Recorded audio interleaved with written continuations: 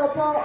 Kaya kung maaari po, may gagala po ng plato, mag-abot naman po tayo kahit konti. Pasko naman po ngayon. Para po sa lokale at ang kumatitira po noon, ang gawain po ay may parusa ng 17. So, doon po natin ilalagay yung para sa lokale. Kung maaari lang po, maging bukas, palad, maging bukas ang ating bulsa. At sabi nga, kung magkano ang iyong ibibigay, ibabalik sa iyo ng triple. Dahil kung anong ginawa mo sa kapwa mo, siyang gagawin sa iyo ng Panginoon.